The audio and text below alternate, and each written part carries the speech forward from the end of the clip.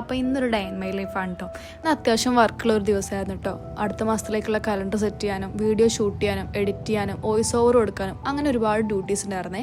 അതെല്ലാം കഴിഞ്ഞ് നമ്മുടെ ലഹർ നിസ്കാരം കാര്യങ്ങളും കഴിഞ്ഞു. ദെൻ കുറച്ച് നേരം കൂടിയും വർക്ക് ഉണ്ടായിരുന്നു. 4 മണിക്ക് നമ്മൾ ഓഫീസ് കഴിഞ്ഞു. ഇത് എന്നെ പിക്ക് ചെയ്യാൻ വേണ്ടി വന്നു. അപ്പോൾ ഇന്ന് നോമ്പ് തുറന്നത് നമ്മൾ പുറത്തുനിന്ന് കേട്ടോ. കാരണം എന്നും വീട്ടിൽ നിന്നാണ് നോമ്പ് തുറക്കാറ്. മാത്രമല്ല ഇതിൻ്റെ സമയമായതുകൊണ്ട് തന്നെ അതിൻ്റെതായ ഷോപ്പിങ്ങും കാര്യങ്ങളും നമുക്ക് ഉണ്ടായിരുന്നു. എനിക്ക് ഇതിനുള്ള ഔട്ട്ഫിറ്റ് എടുക്കാനുണ്ടായിരുന്നു. അപ്പോൾ നിങ്ങൾ ചോദിക്കും സ്വന്തമായിട്ടൊരു ക്ലോത്തിങ് ബ്രാൻഡ് ഉണ്ടായിട്ട് പുറത്തുനിന്നാണ് എടുക്കുന്നത് എന്നുള്ളത്. സംഭവം എന്താ വെച്ചാൽ എൻ്റെ ക്ലോത്തിങ് ബ്രാൻഡിൽ മോഡസ്റ്റി വെയർസ് മാത്രമേ ഉള്ളൂ.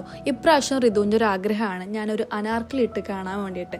അതുകൊണ്ട് തന്നെ അനാർക്കലീസ് ഒന്നും എൻ്റെ കയ്യിൽ ഉണ്ടായിരുന്നില്ല. അങ്ങനെ വീട്ടിലെത്തി കുറച്ച് ക്ലീനിങ്ങും കാര്യങ്ങളും ഉണ്ടായിരുന്നു. നിസ്കാരം കാര്യങ്ങൾ കഴിഞ്ഞ് രാത്രി 2 മണിയൊക്കെ ആയപ്പോഴാണ് എൻ്റെ വീട്ടിലേക്ക് ഞാൻ പോകുന്നത്. ഇതായതുകൊണ്ട് തന്നെ ഉമ്മാക്കും ഉപ്പാക്കും ഇക്കാൻ്റെ മോൻക്കും ഡ്രസ്സ് കൊണ്ടുവരാനായിട്ട് ഈ പോകും. ഈ സമയത്ത് പോണത് വേറൊന്നല്ല, അത്താഴം അവിടെ ആക്കാൻ വേണ്ടിയിട്ടാട്ടോ. അങ്ങനെ അത് കഴിഞ്ഞ് നേരെ രാവിലെ ഒക്കെ ആയതിനു ശേഷം എനിക്ക് 2-3 ഓർഡേഴ്സ് പോയി കൊണ്ടെടുക്കാണ്ടായിരുന്നു. അതും കൊണ്ടുകൊടുത്തു കേട്ടോ.